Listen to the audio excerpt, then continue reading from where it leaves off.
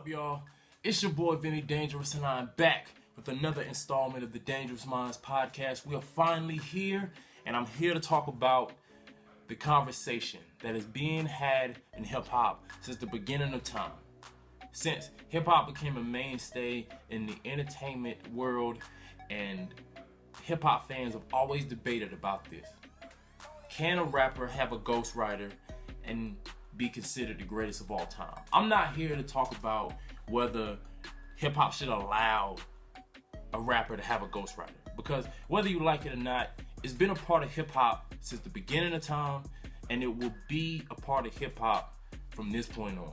There's nothing that we can do about it. It's a part of the entertainment fabric of the music industry when it comes to hip-hop.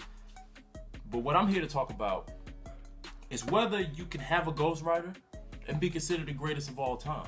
When I posed this question on Facebook, I got 3 different mindsets. There was a lot of comments, but these 3 different mindsets were apparent throughout.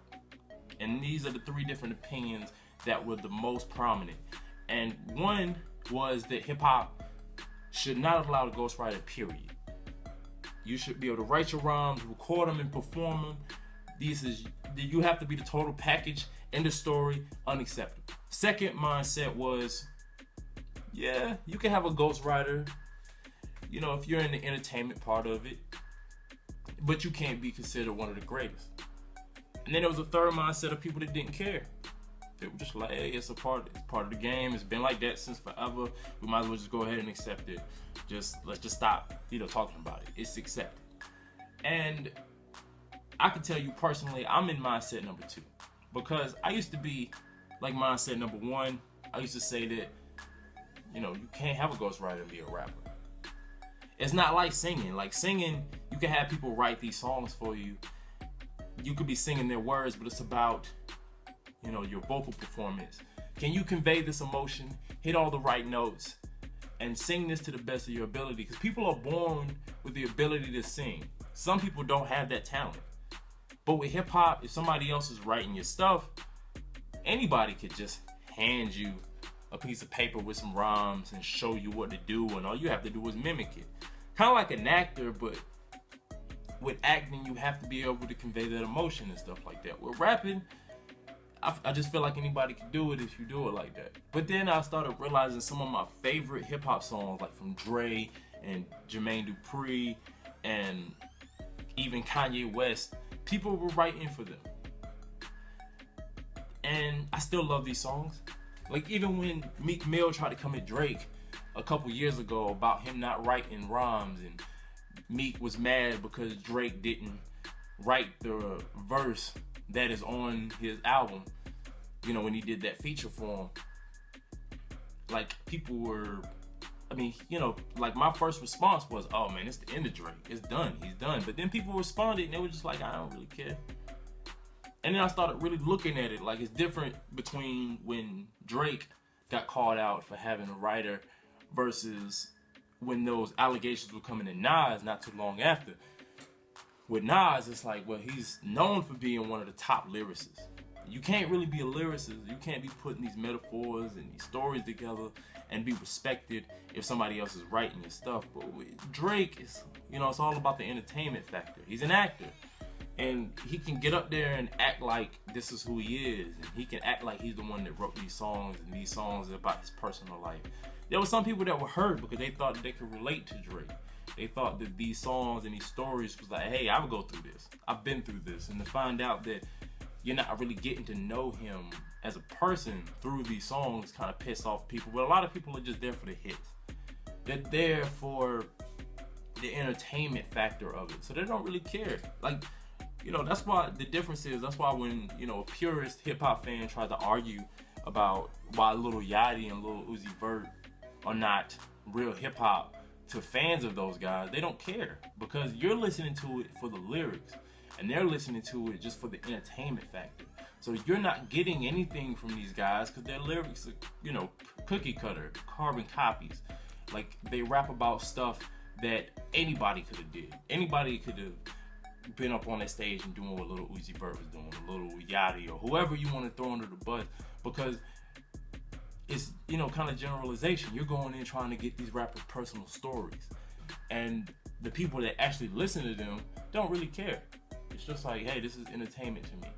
Like, I don't really care who's doing it. The song go hard, so I'm gonna just rock with it.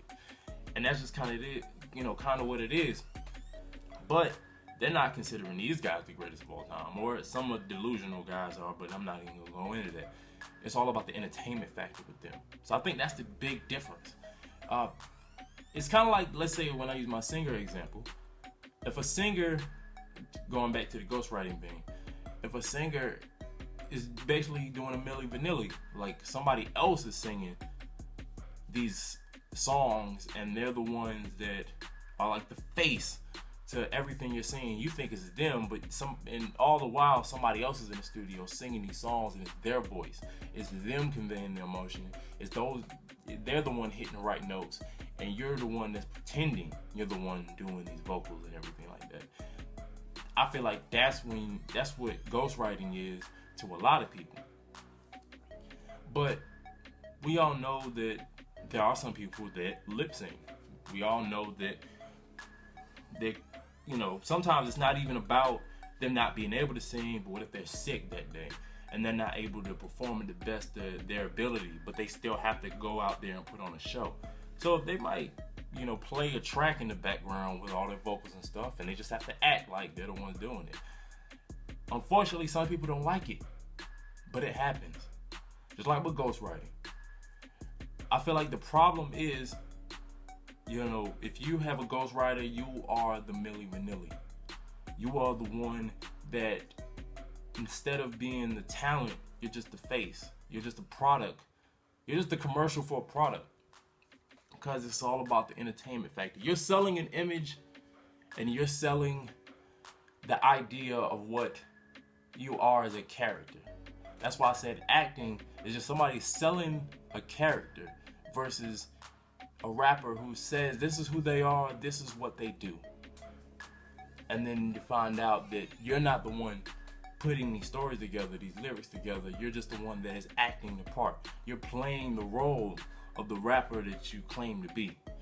And I feel like when it boils down, what it boils down to is that the problem with ghostwriting, at least for me, that should be the most apparent to everybody, is that, yes, entertainment, but the difference between somebody like, let's say Drake, or somebody else that has a ghostwriter in secret versus a Diddy, or Dre, or a Jermaine Dupri. The problem is that they at least admit, when I'm talking about Dre and Diddy, they admit that somebody else is behind the pen. They're just doing the performance. They're doing the production. They're doing some other aspect of the entertainment process, or the musical process, that they're good at, that they're not necessarily good at the writing portion. They get somebody else, and they are upfront and they admit it. But when you say ghostwriter, the problem with ghostwriting to me is that this person is a ghost. You don't know that they exist. So if somebody else is doing the writing, but nobody knows they're existing, then that's a lie. That's a flat out lie. And that's the part that people don't really think about. And that's the part that I realize, that's the part that I have a problem with. It's not the fact that you have somebody else writing for you, because that's why I still love Dre and I love Diddy and I love Jermaine Dupri when they put out their music.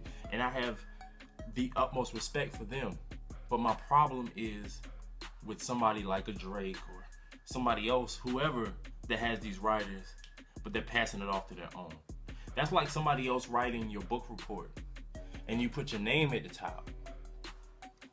You get an F if you get found out.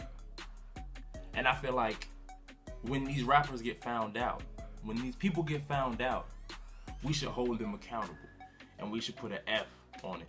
So to answer the question, can you be the greatest of all time and have a ghostwriter? My response to that would be, if somebody else is writing your lyrics, what exactly are you great at? And that's been my time. This has been an installment of the Dangerous Minds podcast. Tune into the channel. Sorry, I'm losing it. Tune into the channel, the YouTube channel next week. 2 weeks from now. I'm doing this every 2 weeks now, and then we'll have another discussion. But for now, leave your comments. Let me know what you think about ghostwriting, and I'll see you again next time.